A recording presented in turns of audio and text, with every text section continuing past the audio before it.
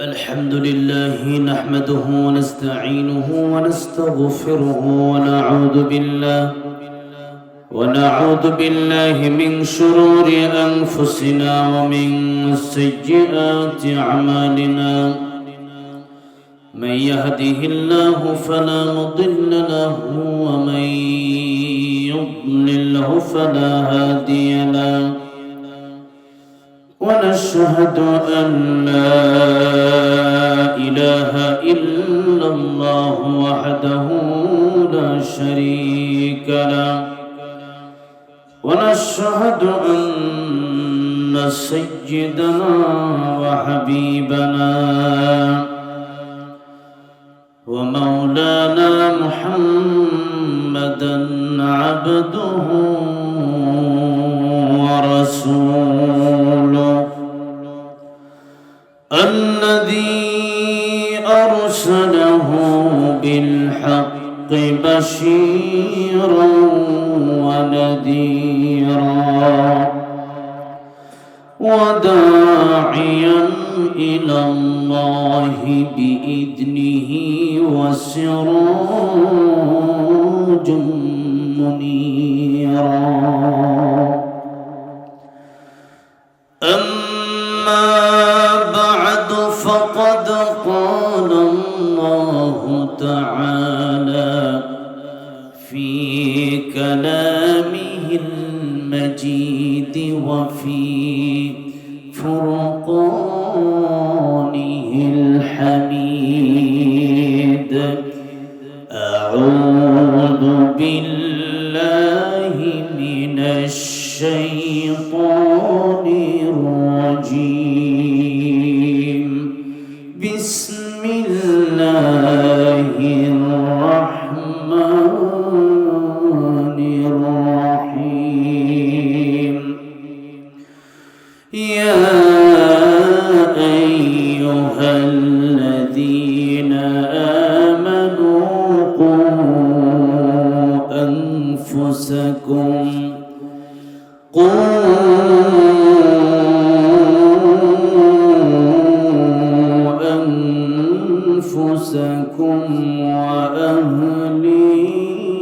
وأهليكم نارا. صدق الله العظيم. وقال النبي صلى الله عليه وسلم: لا طاعة لمخلوق في معصية الخالق، أو كما قال النبي عليه الصلاة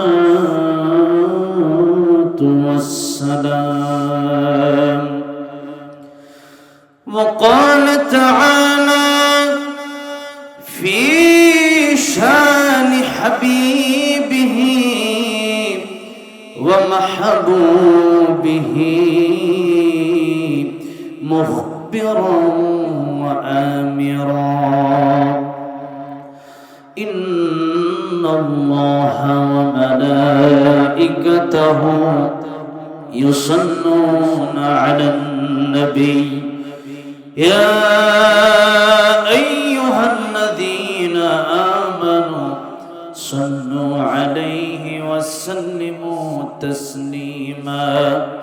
اللهم صل على محمد وعلى آل محمد كما صليت على إبراهيم وعلى آل إبراهيم إنك حميد مجيد.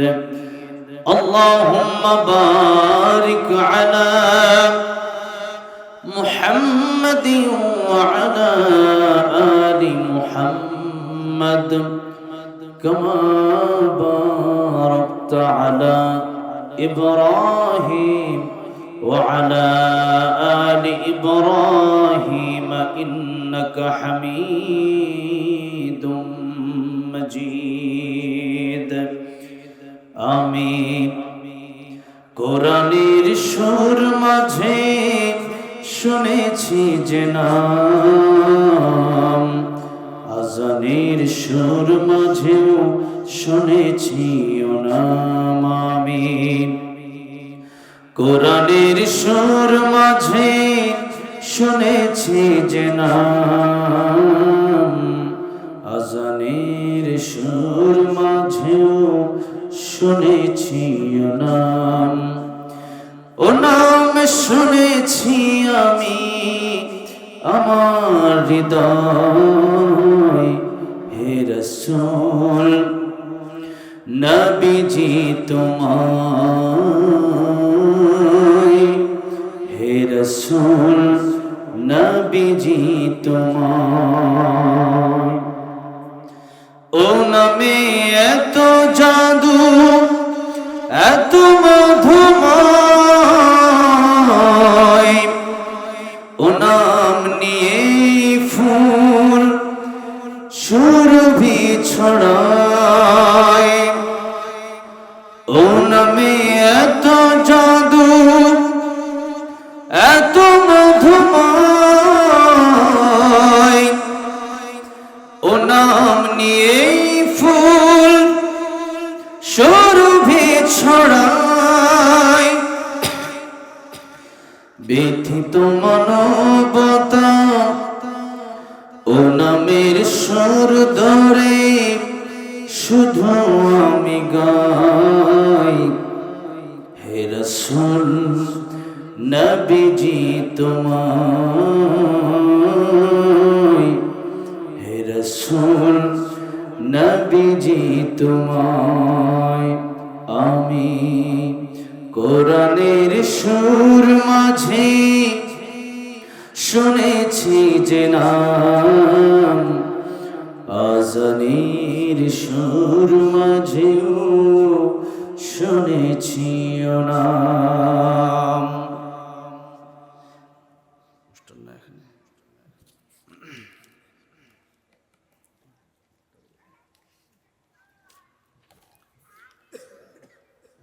রাজশাহী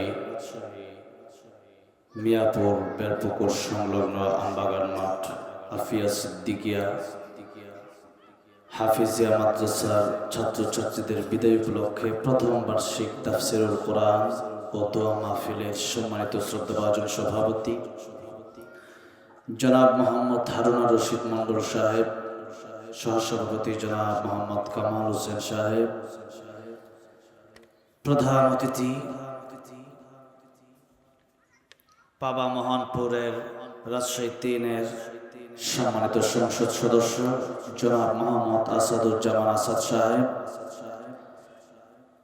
বিশেষ অতিথিবৃন্দ, আমার পূর্বে অত্যন্ত গুরুত্বপূর্ণ চমৎকার আলোচনা রেখেছেন আপনাদের অত্যন্ত পরিচিত আলহাজ কারি মাওলানা ওসমান গনি যুক্তিবাদী জামালপুরী সাহেব দামাত বারাকাতুহুম।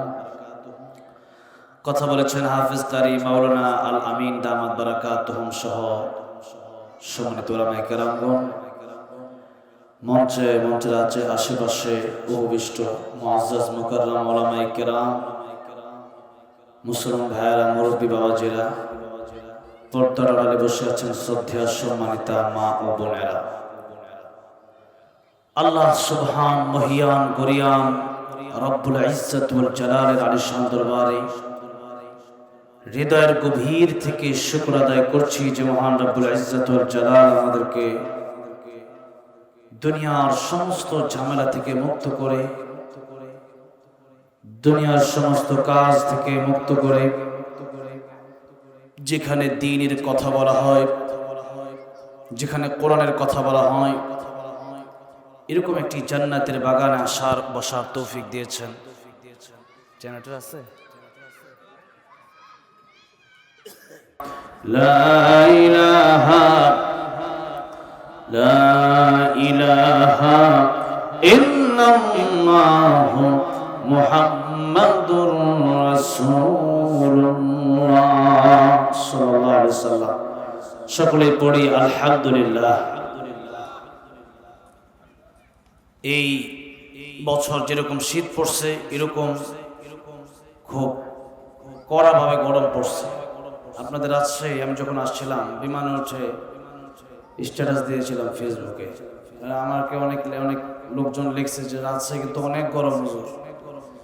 তাই রাজশাহী এসে দেখলাম মোটামুটি ঠান্ডাই আছে, আপনার তো আম বাগান আছে, কত গাছগাছালি আছে। এসে আমি বলেছি আপনাদের এখানে নিম পাতার গাছ আছে কিনা। এরপরে আমি 1 গ্লাস নিম পাতার রস খেয়েছি। যাই হোক, যে কথা বলতে চাচ্ছিলাম যে অনেক মানে আপনাদের এখানে অনেক ঠান্ডা, ঢাকাতে এত গরম, 1 ঘন্টা পর পর আমার গেঞ্জি পাল্টাইতে হয়েছে।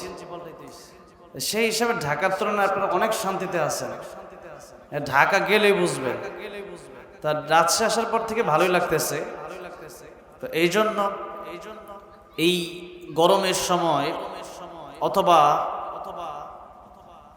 যখন অনেক বেশি শীত থাকে, দুইটা সময় আপনারা এই চিন্তা করবেন যে এইটাই দুইটা হচ্ছে জাহান্নামের নিঃশ্বাস। এই দুইটা কিসের নিঃশ্বাস? জাহান্নামের নিঃশ্বাস।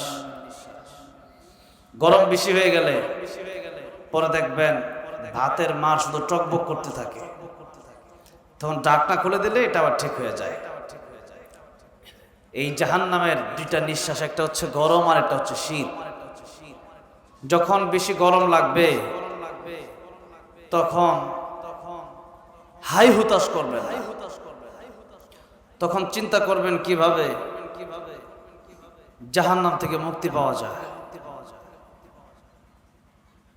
এই গরম জাহান্নামের শ্বাস নিঃশ্বাস, জাহান্নামের নিঃশ্বাসে যদি এত কষ্ট হয়, স্কুল কলেজ বন্ধ দিয়ে দিছে 7 দিনের জন্য গরমের কারণে।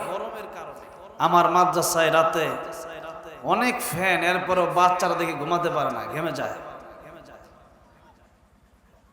ফ্লাইটে, আন্তর্জাতিক সৌদির ফ্লাইটে উঠছি, ভিআইপি এসি দিছে এই যে 2-3 দিন আগে, ভিআইপি এসি দিছে। এরপরেও দেখি সবাই সামনে যে লেখা থাকেন বিমানের নিয়ম কারণ ফ্লাইটের, এগুলো নিয়ে বাতাস করতেছে। কি গরমটা আসছে! তো আমরা আল্লাহর কাছে পানাহ চাই। আল্লাহ হতে পারে আমাদের গুনার কারণে হয়তো আমাদেরকে শাস্তিও দিতে পারেন। এই জন্য আল্লাহ যেন আমাদের পরিবেশকে যেন আমাদের অনুকূলে এনে দেয়, মাফেক বানায় দেন, বলেন আমিন। এই গরমের সময় যারা আসছেন, আমি এখানে একা একা বসছি তাই আমার কষ্ট হচ্ছে, আর আপনারা যারা সামনে বসছেন একসাথে, মানুষের গরম এটা আরো বেশি গরম। এমনিতে এক গরম গরমই, মানুষের গরম এটা আরো বেশি গরম। আল্লাহ রাব্বুল আলামিন যেন আমাদের দেশে শান্তি প্রতিষ্ঠা করে দেন, বলেন আমিন। আল্লাহ রহমত বরকত আমাদের দেশে নাজিল করেন, বলেন আমিন। আলোচনা শুরু করতে যাচ্ছি সূরা তাহরিমের 6 নম্বর আয়াতে কারিমা থেকে। আল্লাহ রাব্বুল আলামিন বললেন, ইয়া আইয়ুহাল্লাযীনা আমানু কু আনফুসাকুম ওয়া আহলিকুম নারা। হে ঈমানদারেরা, তোমরা নিজেরা জাহান্নামের আগুন থেকে বাঁচো, পরিবারকে জাহান্নামের আগুন থেকে বাঁচাও। দুটি কথা আল্লাহ বললেন, ডাক দিলেন ঈমানদারকে, বললেন দুটি কথা। হে ঈমানদারগণ, নিজেরা আগে জাহান্নাম থেকে বাঁচো, পরিবারকে জাহান্নামের আগুন থেকে বাঁচাও। এবার আসেন, আমাদের দুনিয়ার জীবনে 50 বছর, 60 বছর, 70 বছর, 80 বছর, 100 বছরই বাঁচবো, মনে করেন 200 বছরই এখন বাঁচবেন। কাউন্সিলর সাহেবের সাথে আমার কথা হচ্ছিল, তা আমারা বলল আমি তোমার বাবার সমতুল্য বয়সী হব। আমি বললাম আপনি আমার দাদার সমতুল্য বয়সী হবেন। তো উনি আমরা জিজ্ঞেস করলেন, হ্যাঁ আপনার দাদার বয়স কত? তো ওনার বয়স 65 না কত বললেন। আমি বললাম আমার দাদার বয়স প্রায় 98। তো 98 বছর আমার দাদা প্রায় 10 বছর ধরে তিনি মানে যায় অবস্থা, না বাঁচে না মরে, এরকম অবস্থা। যাই হোক, তারপরেও দাদা যতদিন বেঁচে আছে কিন্তু আলহামদুলিল্লাহ, দাদারা দেখলে ভালো লাগে। তো এই যে হায়াত, দুনিয়াতে আমরা 100, 150, 200 বছরই বাঁচবো, কিন্তু পরকালীন যে জগৎ, ওই জগতে আমরা কত বছর বাঁচবো? 100 বছর, 1000 বছর, কত বছর? আমরা আলোচনা কি আপনারা বুঝতেছেন? কথা বুঝতেছেন? আসলে রাজশাহীর ভাষা এত শুদ্ধ যে আমিও ওই রকম শুদ্ধ ভাষা বলতে পারি না। কথাটা বুঝতে পেরেছেন? এই জন্য দোয়া করেন আল্লাহ যেন আরেকটু ভালোভাবে বলার তৌফিক দান করেন, এবং আমার সাথে যতটুকু বুঝবেন ততটুকু একটু হা না বলবেন, তা না হলে তো আলোচনা করে লাভ নাই। ঠিক না? তাকবীর দেন তো, লিল্লাহি তাকবীর, লিল্লাহি তাকবীর। আওয়াজ একটু রাখেন, এই একা একা চিল্লাইতে পারি না, সাথে সাথে দুইজন মিলেমিশে কথা বললে একটু ভালো লাগে। এবার আসুন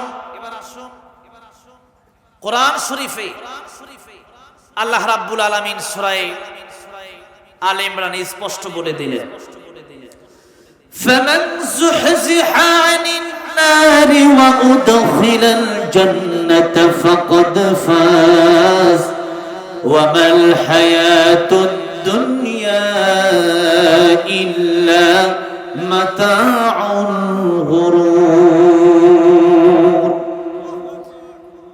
সফলকান্ত সেই ব্যক্তি সফল হয়ে গেছে।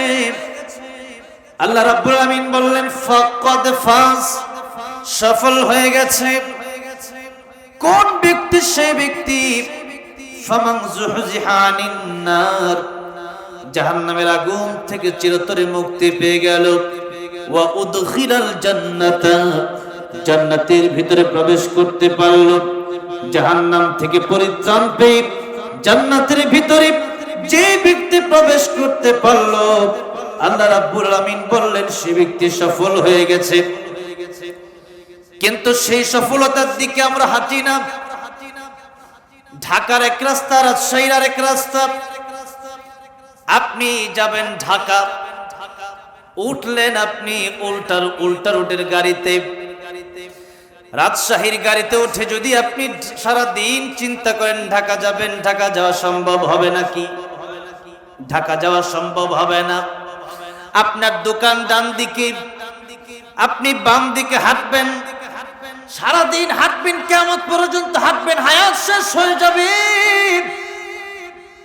এই হায়াত শেষ হবে, সময় শেষ হবে, হাঁটা ফুরিয়ে যাবে। কিন্তু দোকান ডান দিকে, আপনি যাবেন বাম দিকে। বলেন তো, সারা জীবন হাঁটার পরেও বাম দিকে হাঁটবেন, ডান দিকের দোকানে কি আপনি যেতে পারবেন? এই জন্য গন্তব্য যেই দিকে সেই দিকে হাঁটতে হবে। আমি ইমানদার, আমি মুমিন, আমার গন্তব্য জান্নাত। আল্লাহ রাব্বুল আলামিন বললেন কিয়ামতের ময়দানে দুনিয়াতে যত দলই থাকুক না কেন, কিয়ামতের ময়দানে কেবলমাত্র দুইটা দল হবে, ফারিকুন ফিল জান্নাতি ওয়া ফারিকুন ফিস সাঈর। একটা দল হবে জান্নাতি, আরেকটা দল হবে জাহান্নামী। এবার একটু চিন্তা করে দেখেন, দুনিয়াতে আওয়ামী লীগ আছে, বিএনপি আছে, জাতীয় পার্টি আছে, জাসদ বাসদ যত দলই বলেন না কেন, কিয়ামতের ময়দানে এতগুলো দল হবে না। নবী বলেন একটা দল জান্নাতে যাবে আর সব জাহান্নামে যাবে। সে দল কোন দল? যেই দল আল্লাহর কোরআন এবং রাসূলের সুন্নাহ সাহাবায়ে কেরামদেরকে মানবে। কিন্তু সেই দলের ভিতরে আদৌ কি আমরা আজকে ঢুকতে পারলাম কিনা জানি না। দুনিয়ার সব নিয়ে লাফালাফি মারামারি আছে, কিন্তু আল্লাহর দ্বীন কায়েমের জন্য যদি কথা বলি, আল্লাহর দ্বীন কায়েমের জন্য যদি বলি, এটার জন্য আমরা মারামারি করব, তখন বলে জঙ্গিবাদ। সব কিছুর জন্য মারামারি আছে না নাই? এটা কোন মারামারি? আমার দেশের মানুষের ক্ষতি যদি ইন্ডিয়ার কোন লোকেরা করে, বলেন তো আমরা কি ছেড়ে দেব নাকি? ইন্ডিয়া সেখানে বর্ডার গার্ড আছে না নাই? কিসের জন্য? গুলিলিও দ্বারা বেশি কিসের জন্য? মানুষ মারার জন্য না, নিরাপত্তা দেওয়ার জন্য, আমাদের দেশ বাঁচানোর জন্য, যে কোনো সময় হামলা আসলে তার মোকাবেলা করার জন্য। আমাদের দেশের প্রতি যদি হামলা আসে, আমাদের দেশের ক্ষতি যদি কেউ করতে চায়, সেখানে অসংখ্য অগণিত বর্ডার গার্ড রয়েছে। এবার বলেন, আল্লাহর দ্বীন বাঁচানোর জন্য, আল্লাহর কোরআনের ইজ্জত সম্মান রক্ষা করার জন্য বর্ডার গার্ড, আল্লাহর কোরআনের ইজ্জত বাঁচানোর জন্য দরকার আছে না নাই? এখন দেশের জন্য যদি কেউ বন্দুক নেয়, বলবে সে বর্ডার গার্ড, সে আমাদের সৈনিক, আমাদের দেশের সৈনিক। এখন আমি যদি কোরআনের জন্য বন্দুক নেই তাহলে বলবে আমার জঙ্গি, অথচ দরকার ছিল আমার দেশের চেয়ে আমার কোরআন বড়। লা তাআতা লিমাখলুকিন ফি মাসিয়াতিল খালিক। কিয়ামতের কঠিন ময়দানে শাস্তি তাদের হবে আগে। ইয়াউমা নাদউ কুল্লা উনাসিম বিইমামিহিম। প্রত্যেকটা মানুষকে তার নেতার সঙ্গে, তার নেতাকে সহ ডাকা হবে। বলবে তুমি কার ইন্ধনে এই কাজ করেছেন? বলবে আমি কাজ করেছিলাম অমুকের ইন্ধনে। নাটের গরু ছিল সে তার আগে ধরেন। সেই দিন ধরা হবে। নেতা ডাক দিয়া বলবে আমিও কথা বলছিলাম, হুজুর কোরআন থেকে কথা বলছিল, হুজুরেরটা না মেনে আমারটা কেন মানছিলে? আমার কি দোষ? এই জন্য উভয়কে জাহান্নামে যেতে হবে। ও আমার প্রাণের ভাইরা, মুরব্বী বাবাজিরা, আজকে নিজের জন্য যা করি, আজকে দেশের জন্য যা করি, কোরআনের জন্য তা করি না। আজকে নিজের জন্য সারা দিনের 24 ঘন্টা, সারা দিন রাতের 24 ঘন্টা ব্যয় করি, কিন্তু নামাজের জন্য 1 ঘন্টা ব্যয় করতে পারি না। তাহলে জান্নাতে যাবেন কেমনে? সুতরাং নবীজি বললেন, বনী ইসরাইলের মধ্যে দল হয়েছিল 72টা, আমার উম্মতের মধ্যে হবে 73টা। 72টাই যাবে জাহান্নামে, একটা যাবে জান্নাতে। এখন জান্নাতে যাবে কারা, তার কথা আমি বলবো। এবার আসুন, আল্লাহ রাব্বুল আলামিন বললেন, যে ব্যক্তি ফামান যুহজিহা আনিন নার ওয়া উদখিলাল জান্নাতা ফাকাদ ফাজ, জাহান্নাম থেকে বেঁচে জান্নাতে যেতে পারলো সে ব্যক্তি সফল কাম হয়ে গেল। তাহলে দুনিয়ার বাড়ি, গাড়ি, নারী, দ্বন্দ্ব, এগুলা কি সফলতা না? আল্লাহ রাব্বুল আলামিন বলেন না, এগুলা সফলতা না। ওয়ামাল হায়াতুদ দুনিয়া ইল্লা মাতাউল গুরুর। এই দুনিয়াতে যা কিছু আছে এগুলো হচ্ছে সব ধোঁকা। কারণ আল্লাহর নবী একটি হাদিস শরীফের ভিতরে বর্ণনা করেছেন, এই দুনিয়ার সমস্ত বিষয়কে 3টা ভাইয়ের সাথে তুলনা করেছেন। একজন লোক মারা যাবে, মৃত্যুর আগে তার 3জন ভাইয়ের কাছ থেকে তার 3জন ভাইকে জিজ্ঞাসা করলো, আমি আমার মৃত্যুর পরে তোমরা আমার সাথে কতটুকু যাবে? একজন ভাই বলল, আমি তোমার সাথে মৃত্যুর সাথে সাথে তোমার সঙ্গ থেকে আলাদা হয়ে অন্যের কাছে চলে যাব, একটা সেকেন্ড দেরি করব না। আরেকজন ভাই বলল, তোমার সাথে আমি কবরে যাব, কবরে নামবো, কাফনের কাপড় পরায়া তোমার দাফন করে আমি চিরতরে বিদায় দিয়ে চলে আসবো, আর তোমার সাথে আমি যেতে পারবো না। আরেকজন ভাই বলল, ভাই আমি তোর এত আপন, তোমার জন্য আমি শুধু কবর পর্যন্ত যাব তাই না, কবরে তোমার সাথে কিয়ামত হওয়ার আগ পর্যন্ত থাকবো। যেরকম সুবহানাল্লাহ। কিয়ামতের ময়দানে আল্লাহ যতক্ষণ পর্যন্ত তোমার জান্নাতের মেহমান না বানাবে ততক্ষণ পর্যন্ত আমি তোমার সাথে থেকে একটু সময়ের জন্য আলাদা হয়ে যাব না। এখন বলেন তো ভাই কোনটা দরকার? 1 নম্বর, 2 নম্বর না 3 নম্বর? 3 নম্বর ভাইয়ের দরকার। 1 নম্বর ভাইয়ের কথা নবীজি বলেছেন, সম্পদ, টাকা পয়সা তোমার মৃত্যুর সাথে সাথে তোমার সন্তানের হয়ে যাবে। স্বর্ণের আংটি থাকলে এটাও সে খুলে নিয়ে যাবে, দামি কাপড় থাকলে এটাও সে খুলে নিয়ে যাবে। এই সম্পদ তোমার কাছ থেকে মৃত্যুর সাথে সাথে আলাদা হয়ে যাবে। 2 নম্বর যে ভাইয়ের নাম ওই ভাই হলো আপনার চাচা, ওই ভাই হলো আপনার বাবা, ওই ভাই হলো আপনার সন্তান, ওই ভাই হলো আপনার আত্মীয় স্বজন, যারা কবরস্থান পর্যন্ত যাবে, গোরস্থান পর্যন্ত যাবে, কবর দেবে আপনাকে, বাস এক একটা করে দিতে দিতে শেষ হয়ে যাবে, তিনিও আস্তে আস্তে করে কবর থেকে উঠে যাবেন, এর নাম হলো আত্মীয় স্বজন। আর 3 নম্বর যে ভাই, ওই ভাইয়ের নাম হলো কোরআন, ওই ভাইয়ের নাম হলো নামাজ, ওই ভাইয়ের নাম হলো যাকাত, ওই ভাইয়ের নাম হলো সওম, ওই ভাইয়ের নাম হলো সদকা, ওই ভাইয়ের নাম হলো নেক আমল। এই জন্য 3 ভাইয়ের মধ্যে কোন ভাইকে আপনি প্রাধান্য দিবেন? আপনার মনকে প্রশ্ন করেন, কবরে যাওয়া পর্যন্ত যে 2 ভাই থাকবে ওই 2 ভাইকে প্রাধান্য দেব, নাকি কিয়ামতের ময়দান পর্যন্ত যেই ভাই আমাকে অনন্তকালের জন্য জান্নাতে দেবে ওই ভাইকে আমি প্রাধান্য দেব? এই কথাটা আপনার মনকে, আপনার বিবেককে আপনি জিজ্ঞাসা করেন, আপনার মন আপনার বিবেক কি বলে সেটা দেখেন। আর শয়তান বলবে তোমার সম্পদ কামাই করো, তোমার আত্মীয় স্বজনের জন্য সব করো, কিন্তু নেক আমলের দরকার নাই।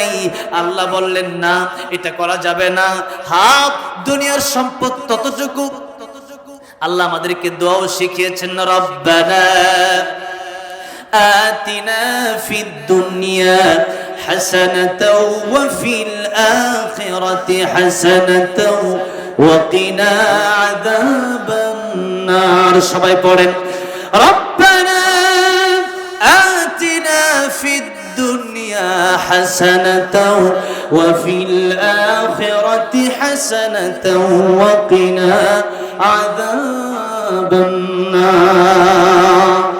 আল্লাহ তাআলা দুনিয়াতে আমার জন্য যা কিছু কল্যাণময় আপনি তা আমাদের দান করেন, আর আখিরাতেও যা কল্যাণ হবে আমার জন্য তাও আপনি দান করেন। আর কবর আযাব থেকে আমার আপনি আল্লাহ মুক্তি দিয়ে দেন, কারণ কবর আযাব থেকে যদি কেউ না বাঁচতে পারে তার জন্য কোনো কল্যাণকর জিনিস নাই। কবরের আযাব থেকে যদি কেউ না বাঁচতে পারে তাহলে সে ব্যক্তি কিয়ামতের ময়দানে গিয়ে ধরা খেয়ে যাবে। উসমান রাদিয়াল্লাহু আনহু বড় ধনী মানুষ ছিলেন, বড় টাকা পয়সা ছিল, শত শত হাজার হাজার উট আল্লাহর জন্য দিনের রাস্তায় তিনি দান করে দিতেন। অন্যান্য সাহাবায়ে কেরাম বলতেন, ইয়া রাসূলুল্লাহ, ইয়া হাবিবাল্লাহ, কি লাগবে? নবী বললেন, কি দিবা? একজন দিলেন 1টা উট, একজন দিলেন 2টা উট, আরেকজন দিলেন 3টা উট, একজন দিলেন 10 দিরহাম, আরেকজন দিলেন 10,000 দিরহাম। আর উসমান রাদিয়াল্লাহু আনহু বলেন, ইয়া রাসূলুল্লাহ, যত লাগবে ততই আমি দিতে পারবো, কোনো সমস্যা নাই। যেরকম সুবহানাল্লাহ। সে উসমান রাদিয়াল্লাহু আনহু কবরের পাশে যখনই যেতেন কাঁদতে কাঁদতে চোখের পানি দিয়ে দাড়িগুলো ভিজিয়ে দিতেন। উসমান রাদিয়াল্লাহু আনহুকে লোকেরা বলতো, ওগো নবীর সাহাবী, আপনি কেন কাঁদেন? আপনাকে তো আল্লাহ তাআলা দুনিয়াতেই জান্নাতের সার্টিফিকেট দিয়েছেন হাতে। 10 জন জান্নাতি সাহাবায়ে কেরামদের মধ্যে আপনি একজন, আপনি কেন কাঁদেন? উসমান রাদিয়াল্লাহু আনহুকে বলল, ও নবীর সাহাবী, নবীর জামাতা, আপনার তো দুনিয়াতেও শান্তি, কত টাকা পয়সা আপনার আছে, আবার আখিরাতেও আপনি জান্নাতে চলে যাবেন প্রথম সারিতে। ও নবীর সাহাবী, এরপর আপনি কেন কাঁদেন? উসমান রাদিয়াল্লাহু আনহু বললেন, ও আমার এলাকাবাসী, যে আল্লাহ জান্নাতের টিকিট দিতে পারে ওই আল্লাহ তো জান্নাতের টিকিট আমার কোন বদআমলের কারণে ক্যান্সেল করে দিতে পারেন। এই হলো এক। আর এই কবর দেখে আমি বেশি কাঁদি এই জন্য, হাসরের কথা শুনেছি, জাহান্নামের কথা শুনেছি, কিন্তু জাহান্নামের কথা শুনেছি ঠিক, কিন্তু কবরে যাওয়ার পরে নবীজি বলেছেন কবর হলো প্রথম ঘাঁটি। কবরে যে ব্যক্তি ধরা খেয়ে যাবে সে ব্যক্তি প্রত্যেকটা ঘাটিতে ঘাটিতে ধরা খেয়ে যাবে। আর কবরে যার জন্য জান্নাতের বাগান হয়ে যাবে। আল কবরু রাউযাতুম মির রিয়াজিল জান্নাহ আও হুফরাতুম মিন হুফারিন নার।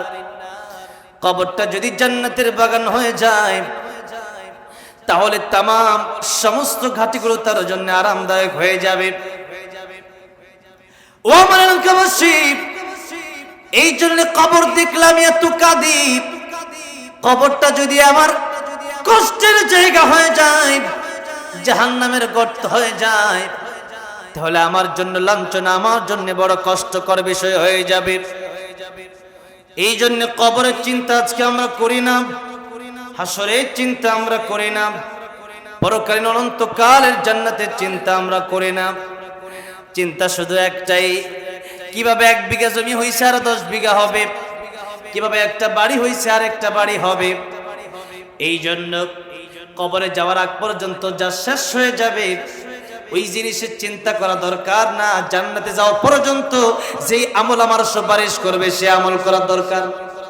কোনটা দরকার? আপনাদের মনে ওয়াজ শোনার একেবারে মন মানসিকতা নাই, সেরকম ভাবে আপনারা বসেছেন, হ্যাঁ না কিছুই বলতেছেন না।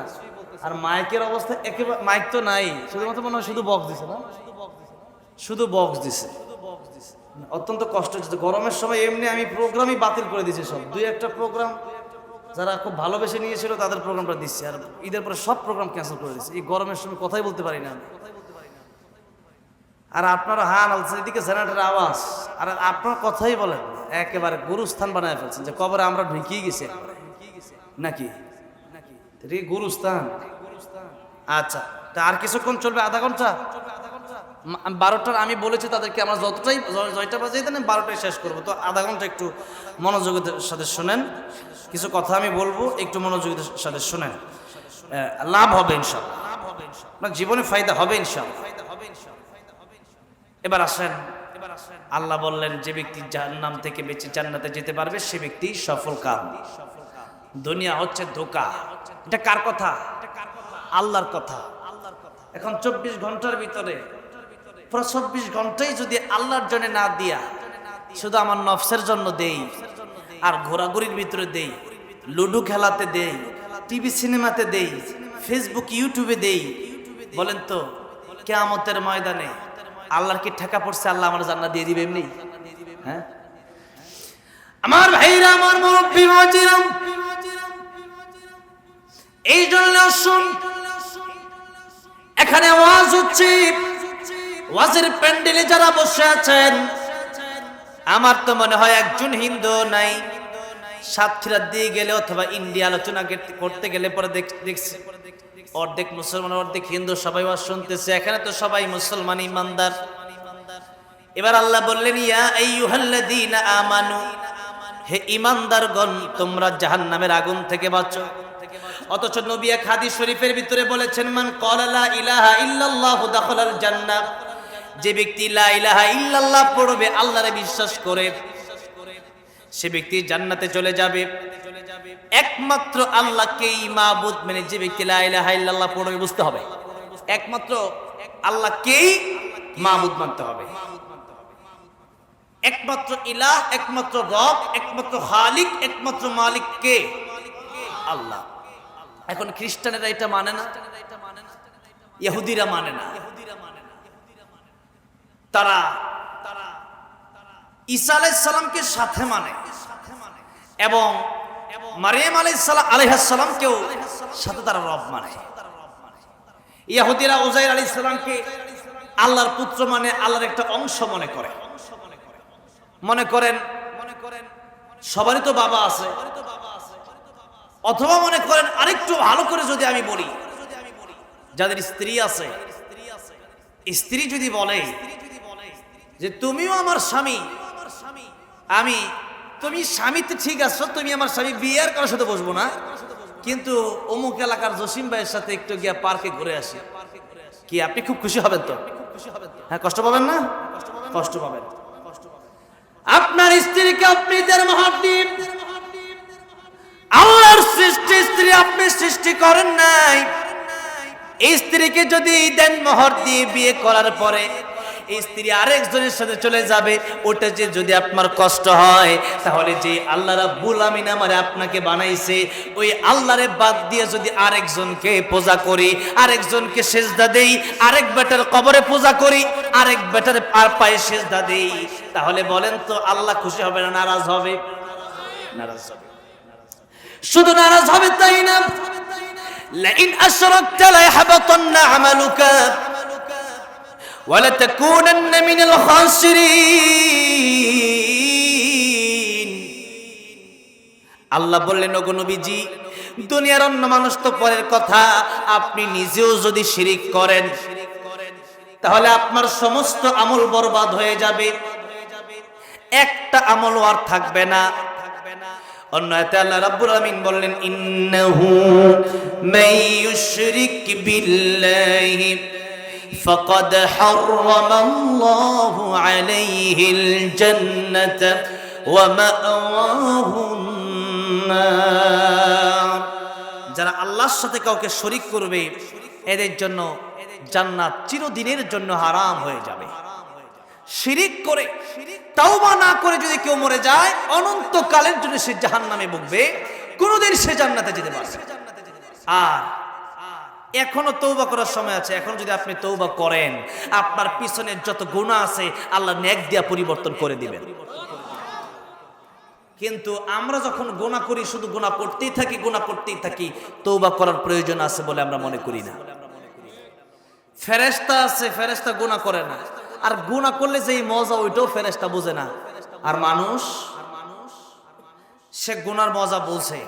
আল্লাহ বলেন, ওয়ালাকাদ কাররামনা বানি আদম, বনি আদমকে আমি আল্লাহ সবচেয়ে মর্যাদা দান করলাম। এবং লাকাদ খালাকনাল ইনসানা ফি আহসানি তাকওয়িম, চন্দ্র সূর্য গ্রহ নক্ষত্র সবচেয়ে সুন্দর করে আমি আল্লাহ মানুষকে বানালাম। কিন্তু এই মানুষের দাম কখন হবে? এই মানুষের দাম তখন হবে যখন একটা মানুষ গুনাহ করার ইচ্ছা আছে, তারপরেও গুনাহ করে না। ফেরেশতা গুনাহ করতে মনে চায় না, সে গুনাহ করবে কি? আর মানুষের গুনাহ করতে মনে চায়, চুরি করতে মনে চায়, অন্যের মাল লুণ্ঠন করতে মনে চায়, ডাকাতি করতে মনে চায়, জেনা করতে মনে চায়, ব্যভিচার করতে মনে চায়, হারাম খেতে মনে চায়। এরপরেও যখন বান্দা হারাম খায় না, হারাম কাজ করে না, তখন আল্লাহ বলেন, কাররামনা বানি আদম। ফেরেশতার গুনাহ করতে মনে চায় না, এই জন্য করে না। আর বান্দা, তোর গুনাহ করতে মনে চাইছে, এরপরেও করস নাই, সুতরাং ফেরেশতার তুমি সমান হতে পারো না। আমার বান্দা, বনি আদমের দাম ফেরেশতার চেয়েও অনেক বেশি। আর এই মানুষের ব্যাপারে আল্লাহ অন্য আয়াতে বলছেন, লাহুম কুলুবুন লা ইয়াফকাহুনা বিহা ওয়া লাহুম আ'য়ুনুন لا يبصرون بها ولهم آذان لا يسمعون بها أولئك كالأنعام بل هم أضل أولئك هم الغافلون। যাদের কলব আছে, কলব দিয়ে তারা আল্লাহকে বোঝার চেষ্টা করলো না। নবীজি হাদিস শরীফের ভিতরে বলেছেন, যার কলবটা ভালো হয়ে যাবে তার পুরো দেহটা ভালো হয়ে যাবে। যার কলবটা খারাপ হয়ে যাবে পুরো দেহটা খারাপ হয়ে যাবে। কেন? সবকিছু আগে কলব থেকে চাইতে হবে। জালমুড়ি খাইতে মন চাইছে, তো আপনার মনে চাইতে হবে। জালমুড়ি খাইতে মন চাইছে, আগে মনে চাইতে হবে, আগে কলবে এটা বিনতে হবে। চুরি করতে মন চাইছে, আগে মন চাইতে হবে। নামাজ পড়তে মন চাইছে, আগে মন চাইতে হবে। এই জন্য আল্লাহর কাছে দোয়া করে, আল্লাহ আমাদেরকে আপনি কলবে সালিম দান করেন, বলেন আমিন। আল্লাহ রাব্বুল আলামিন কোরআন শরীফের ভিতরে এটাই বলেছেন, ইয়াউমা লা ইয়ানফাউ মালুন ওয়ালা বানুন ইল্লা মান আতাল্লাহা বিকলবিন সালিম। কিয়ামতের ময়দানে তোমাদের মাল সম্পদ কিছুই কাজে আসবে না। আসবে তোমাদের একটা কলবে সালিম যদি থাকে, একটা প্রশান্ত মন যদি তোমাদের থাকে, তাহলে কিয়ামতের ময়দানে এই মনটা নিয়ে তোমরা জান্নাতের ভিতরে চলে যাবে। কিন্তু আজকে আমাদের কলব ঠিক নাই। কলব যদি ঠিক না হয় তাহলে কিন্তু দেহ ঠিক হবে না। এই জন্য আল্লাহ বললেন, লাহুম কুলুবুন লা ইয়াফকাহুনা বিহা, কলব আছে কিন্তু তারা বোঝার চেষ্টা করে না, বুঝে না। ওয়া লাহুম আ'য়ুনুন লা ইউবসিরুনা বিহা, দুইটা চক্ষু আমি আল্লাহ দিলাম, সব দেখলো কিন্তু কোরআনটা তাকায়া দেখলো না। অথচ আল্লামা কাজী সানাউল্লাহ পানিপতি রহমাতুল্লাহ আলাইহি তাফসিরে মাযহারি, তাফসীর গ্রন্থের অনেক যোগ্য আলেমদের কাছে যোগ্য একটা তাফসীর, সেই তাফসীরের কিতাবের নাম হলো তাফসীরে মাযহারি। সেই গ্রন্থের প্রণেতা আল্লামা কাজী সানাউল্লাহ পানিপতি রাহমাতুল্লাহ তিনি লিখেছেন, একজন লোক গরিব মানুষ, কোরআন পড়তে পারে না, শুধুমাত্র লাইনে লাইনে আঙ্গুল ঘুরিয়েছে, কোরআন পড়তে পারে না। সে ব্যক্তির বাড়ি ছিল ভারতে। লোকটা শুধু চোখের পানি ছেড়ে ছেড়ে বলতো, ইয়ে আল্লাহ কা কালাম হ্যায়, ইয়ে মৌলা কা বাত হ্যায়, আল্লাহ তাআলা এটা তোমার কালাম, এটা তোমার কথা আমি বিশ্বাস করি, কিন্তু পড়তে পারি না। ওই এলাকায় তৎকালীন সময় ওইরকম বড় কোনো আলেমও ছিল না। এখন যেরকম বুড়ি বুড়ি আলেম দেখতে পারতেছেন এরকম ওই সময় ছিল না। এখনো ইন্ডিয়াতে এরকম আলেম নাই। এই জন্য বাংলাদেশের বক্তাদেরকে তারা বেশি বেশি নিয়ে যাওয়ার চেষ্টা করে। বাংলাদেশের যেই বক্তা স্টেজে উঠতে পারবে না, ওই বক্তাও যদি কোনোদিন ইন্ডিয়াতে যায়, ইন্ডিয়ার লোকেরা পাগল হয়ে যায় তারা দেখার জন্য বাংলাদেশ থেকে বক্তা আসছে। কথা বুঝতে পারছেন? যে ব্যক্তির কোরআন তেলাওয়াত শুদ্ধ নাই, কিন্তু বাংলাদেশ থেকে শুধু গেছে বক্তা হিসেবে কোন রকম নাম দিয়া, ইন্ডিয়ার লোকের আশ্চর্য হয়ে গেছে বাংলাদেশের বক্তা। ওরে বাবারে, বিশাল অবস্থা হুজুর। এই জন্য আলেম তো এখন বুড়ি বুড়ি আলেম, কিন্তু আফসোস হলো আলেম নিজেই মানে না, আলেমের নিজের আমলের ঠিক নাই। এরকম আলেম হয়ে কি লাভ হবে? কিয়ামতের ময়দানে তিন শ্রেণীর লোককে আল্লাহ সর্বপ্রথম জাহান্নামে দেবে। সর্বপ্রথম জাহান্নামে দেবে ওই আলেমকে যে আলেম কোরআনের কথা বলেছে নিজে, কিন্তু সেটা নিজে আমল করে নাই। এই কথা যত আলেমই বলেছে, যদি আল্লাহর জন্য একটু হলেও ভয় থাকে, আত্মাটা নাড়া দিয়ে উঠবে। এই ওয়াজ যখন আমি করি, আমার তো মাথা ঠিক থাকে না, আমার তো সাথে সাথে আত্মাটা নাড়া দিয়ে ওঠে। অসংখ্য অগণিত ওলামায়ে কেরাম, মিজানুর রহমান আজহারী থেকে শুরু করে, মুফতি আরিফ বিন হাবিব থেকে শুরু করে অসংখ্য ওলামায়ে কেরাম এই হাদিসটি পড়ে পড়ে বাংলা অর্থ করে মানুষের সামনে কেঁদেছে। যে আমি নিজে বললাম, আল্লাহ যখন বলবেন লিমা তাকুলুনা মা লা তাফআলুন, যা বলছো তা কেন আমল করো নাই। এজন্য আমি আমার জন্য আগে দোয়া করি, আল্লাহ যেই কথাগুলো বলবো ওই কথাগুলো যেন আমি নিজে আগে আমল করতে পারি। সকলে বলেন আমিন। সর্বপ্রথম আলেমকে জাহান্নামে দেওয়া হবে। বলা হবে, আলেম তুমি ইলম হাসিল করেছো কিসের জন্য? আলেম বলবে, আল্লাহ তোমার জন্য, দিনের জন্য। আল্লাহ বলবে, না, তুমি ইলম শিখেছো এই জন্য যাতে করে তোমারে মানুষ বড় আলেম বলে। আলেম হইছো ঠিক, মানুষ তোমারে বড় আলেম বলছেও ঠিক, দুনিয়াতে শেষ পেয়ে গেছো, আখিরাতে পাবা না পুরস্কার দুনিয়াতেই পেয়ে গেছো। শুধু তাই না, আরো বড় মারাত্মক কথা এবার শুনেন। আমি আলেম হয়েছি, আরো যত আলেমরা আছেন দেশে, আরো আমাদের পূর্বে আমার মতো হাজার কোটি তাশরীফকে একসাথে করলে যে আলেমদের ধুলার সমান আমি হতে পারবো না। এরকম আলেমের কথা বাদ দেন, আল্লাহ রাব্বুল আলামিন শহীদকে ডাকবেন। শহীদ যে ব্যক্তি গলা কাটছে ইসলামের জন্য, তার গলাটাকেই কেটে দিয়েছে।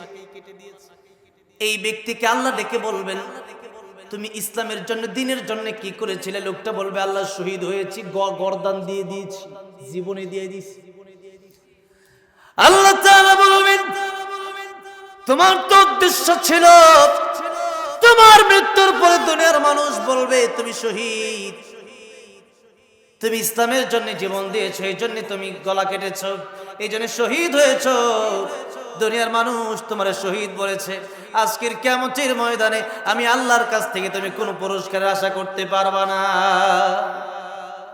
অবস্থাটা বুঝেন, কি অবস্থা হবে সেদিন সেই শহীদের। তাকে টেনে জাহান্নামে নিক্ষেপ করা হবে।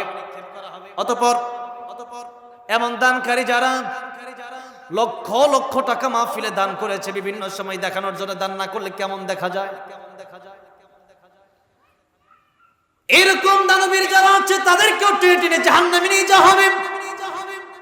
লোকটা বলতে থাকবে আল্লাহ তাআলা দাম তো কম করে নাই, যেখানেই গেছি সেখানে 1 লাখ দিছি। আল্লাহ বলবেন দিয়েছিলা 1 লাখ দিছো মাহফিলের স্টেজে গিয়া, কেন আগে কোথায় ছিলা? আগে মসজিদে দাও নাই কেন? কত গরিব কত ইতিম রাস্তায় অনাহারে না খায় দিন কাটায়, আর তুমি রং করো। কিশোরগঞ্জে, ঢাকার কিশোরগঞ্জে একজন রং করছে 9000 লিটার রং দিয়ে রং করছে, রং মারায়। অথচ এই যে হাওরে রং করছে, এই রং থাকবে না, রং নষ্ট হয়ে যাবে, এরকম রং করছে। এরপরে হাওরে মাছ আছে, সেই হাওরে এত গরিব এলাকা। আমি যখন বন্যা হয়েছে সিলেটে আর কিশোরগঞ্জে, আমি নিজে গিয়ে ট্রাকে করে ত্রাণ দিয়ে আসছি, লক্ষ লক্ষ টাকা ত্রাণ আমি দিয়ে আসছি। সে এলাকাগুলোতে মানুষ না খেয়ে মরে যাচ্ছে, মানুষের খাবারের অভাব, বাচ্চাদের কিডনি নষ্ট। আমার কাছে এক লোক আসছে কিডনি নষ্ট, আমি প্রায় 4-5 লাখ টাকা তার ব্যবস্থা করে দিলাম। ওই এলাকার নেতা রাস্তা রং করছে যাতে করে গিনেস বুকে নাম ওঠে। হাজার হাজার কোটি টাকা ব্যয় করার জায়গা পায় না তারা, এই কাজগুলো করতেছে। আল্লাহ এরকম নেতার থেকে আমাদের হেফাজত করবেন। না দান করার জায়গা আছে, ডান হাতে দান করবেন, বাম হাত জানবে না, এদেরকে আল্লাহ আরশে আজিমের নিচে ছায়া দিবেন। এটার আরেকটা ব্যাখ্যা হলো ডান হাতে দান করবেন, বাম হাত জানবে না, মানে পকেটে যা আছে এইভাবে নিয়ে দিয়ে দিবেন। কত আছে আমিও জানি না, এরে বলা হয়। এখন আপনি যদি ডান হাতে 100 টাকা দান করেন, বাম হাত জানলো না? আপনার অন্তর তো জানছে, অন্তর জানা মানে বাম হাতও জানছে। তার মানে কি? মানি ব্যাগে কত আছে আমি জানি না, 10,000 আছে, আমি 2-3টা নোট কত আছে আমি জানি না, 2-4টা এক লগে বের করে দাও, দিয়ে দিলাম ডান বাক্সে। আল্লাহ তোমার জন্য দিয়েছি, কারণ দেখানোর জন্য না। এইটা হইলো দান। এই দান কি আছে? ওই দান আছে, ওই সে 5 টাকার কয়েন বের করে দেয় আর 2 টাকা সেরা নোট দিয়ে দেয়, যে চলে না দোকানে। আল্লাহ হেফাজত করেন, বলে না আমি। এই জন্য আলেম হওয়ার পরেও যদি জাহান্নামে যেতে হয়, শহীদ হওয়ার পরেও যদি জাহান্নামে যেতে হয়, আর দানবীর হওয়ার পরেও যদি জাহান্নামে যেতে হয়, তাহলে আমও গেল, সালাও গেল। আমও যদি যায়, সালাও যদি যায়, তার মানে কি বুঝলেন? দুনিয়াতে টাকা দান করছেন, টাকাও গেল, আবার উল্টা টাকা দেওয়ার কারণেই জাহান্নামে যেতে হবে, দান করার কারণেই জাহান্নামে যেতে হবে। এখন আপনার জাকাত আসছে 1 লাখ টাকা, এটা আপনি দিলেন না, এর কারণে জাহান্নাম গেলেন, তা তো মানা যায়, ঠিক কিনা? কিন্তু আপনি জাকাত দিয়াও জাহান্নামে গেলেন, তাহলে বলেন তো কষ্ট বেশি লাগবে কি লাগবে? ডবল কষ্ট। আরে তাহলে টাকা দিয়া অন্য কাজই করতাম, জাকাত নাই দিতাম, তাহলে জাহান্নামে যেতাম। এই জন্য দুনিয়াতে এমন কোন কাজ করবেন না যেই কাজটা লোক দেখানো হয়ে যাবে। লোক দেখানো কোনো কাজ যদি করে ফেলেন, সাথে সাথে তওবা করে ফেলবেন। তার মানে লোক দেখানো কাজ করার কারণে আমও গেল, সালাও গেল। লোক দেখানো নামাজ পড়ার কারণে আমও গেল, সালাও গেল। লোক দেখানো দান করার কারণে আমও গেল, সালাও গেল। এই জন্য আম সালাদ 2টা দেওয়া যাবে না। আমার এক হুজুর বলতো, যদি সুর হও তাহলে বড় সুর হইও, ছোটটা হইও না। সুর যদি হয় তাহলে বড়টা হইও, খারাপ যদি হয় তাহলে বালা হইলে বালাকে খারাপ হইও। কথার কথা আসলে হইতে বলতেছে না। এখন চোর যদি হই এরকম ছোট খাটো যে 500 টাকা চুরি করে ধরা খাই, তো এটা একটা অসম্মান না? তো চুরি করলে 50 কোটি কইল, এটা ঠিক আছে। এটার মানে আমি কি বুঝতে, এটা হাসির খোরাক না, এটা বুঝতে হবে আপনাকে। আপনি যে কাজটা করতেছেন মানুষকে দেখানোর জন্য, টাকাটাও দিলেন, আবার জাহান্নামেও গেলেন, তো টাকা দেওয়ার মানে কি? তো টাকা দেওয়ার দরকারই নেই। এই জন্য আল্লাহ বুঝার তৌফিক দান করেন, বলেন আমিন। যে কথা বলতেছিলাম, আল্লাহ তাআলা বললেন, যারা কলব আছে, কলব দিয়া বুঝে না, চোখ আছে কিন্তু কোরআন দেখে না, কান আছে কিন্তু কোরআন শুনে না। যখনই কোরআনের কথা বলা হবে, কোরআনের কথা বলা হলে পরে না, স্টেজে ওঠার আগেই বলে দেয় যে হুজুর এটা এটা এটা এটা বলবেন না, নাকি বলে না? তো ওইটা আমি কি বলবো না। আমার একজন চট্টগ্রাম গেলাম, আমার সাথে মুফতি আমির হামজা সাহেব, এই 2 দিন আগে ফ্লাইটে আমি গেলাম, ওনারাও বলতেছে আমারও বলতেছে হুজুর হুজুর হুজুর, হ্যাঁ ওইটা বলা যাবে না, আমি একটা আয়াত বলি আর তরজমা নাই বলি, ওয়ালাকাদ বাআসনা ফি কুল্লি উম্মাতির রাসূলান আন ইবুদুল্লাহ ওয়াজতানিবুত তাগুত। আচ্ছা, আন ইবুদুল্লাহ এই পর্যন্ত যদি আমি তাফসীর করি তাহলে সেখানে আমি বলবো যে আল্লাহকে ছাড়া কারো ইবাদত করা যাবে না। এখন আমি যদি ওয়াজতানিবুত তাগুতের তাফসীর করি তখন বিষয়টা কোথায় গিয়ে দাঁড়াবে? এই কথা আমি বললে আমারও এখান থেকে ওই চিজ উঠে উঠাই দিতে পারে। বুঝতে পারছেন? আমি বললাম আমি কোরআন থেকে কথা বলবো, আমি হাদিস থেকে কথা বলবো। যদি কোরআন ও হাদিস থেকে কথা বলি তাহলে তো এই আয়াতটাকে আমি বাদ দিয়ে কথা বলবো নাকি?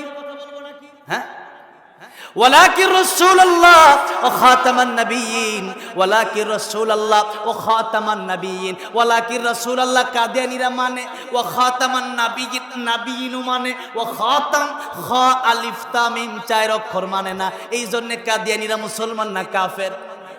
কাদিয়ানীরা ইমানদার না কাফের? কাদিয়ানীরা ইমানদার থাকলো না, কাফের হয়ে গেল কয় অক্ষর বাদ দেওয়ার কারণে? হ্যাঁ, চার অক্ষর, খ আলিফ তা মিম, খাতাম। এখন কাদিয়ানীরা যদি চার অক্ষর বাদ দেওয়ার কারণে কাফের হয়ে যায়, আস-সারিকু ওয়াস-সারিকাতু ফাকতাউ আইদিয়াহুমা, চোর চুরি করলে হাত কেটে দাও। বিবাহিত পুরুষ জিনায় লিপ্ত হয়ে গেলে তারে পাথর মেরে মেরে ফেলো, এটা বলবে। এটা যদি আমরা বলি তখন তারা মানতে চায় না, তারা মানেই না। আইন আইন তো পরের কথা, মানেই না। যদি না মানে, কাদিয়ানি যদি চার অক্ষর না মানার কারণে তার ঈমান থাকে না, আর যে ডজনকে ডজন আয়াত মানতেছে না কোরআনের, সে ব্যক্তি অনেক ভালো ঈমানদার, খাঁটি ঈমানদার, তাহাজ্জুদ পড়ে,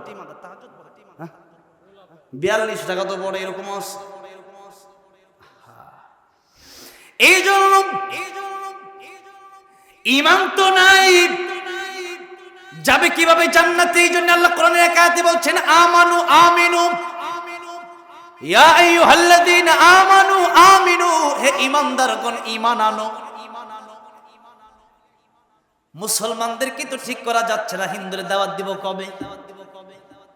খ্রিস্টানের দাওয়াত দিব কবে? বৌদ্ধদের দাওয়াত দিব কবে? মুসলমানদের ঈমান নাই, তারা মুনাফিক হয়ে বসে আছে, তারা নিজেও জানে না। এমনকি হিন্দুরাও এত বড় জঘন্য কাজ করে না। মানু উদখুলু ফিস সিলমি কাফা, হে ঈমানদারগণ তোমরা ইসলামের মধ্যে পরিপূর্ণ প্রবেশ কর। তার মানে ইসলামের মধ্যে আমরা পরিপূর্ণ নাই, নামে আছি মুসলমান, কাজের ভিতরে কোনো খবর নাই, আছে না নাই? এই জন্য কবি বলেছেন নামে মুসলমান নাকি কামে মুসলমান তুমি, নামে মুসলমান নাকি কামে মুসলমান, নামে কামে মিল না হলে, নামে কামে মিল না হলে বইবে যে তুফান তুমি, নামে মুসলমান নাকি কামে মুসলমান তুমি, নামে মুসলমান নাকি কামে মুসলমান। নাম রেখেছে আব্দুর রহিম, কালমা জানে নাম। এই সমাজে এমন লোকের সংখ্যা অগণা, আছে না নাই?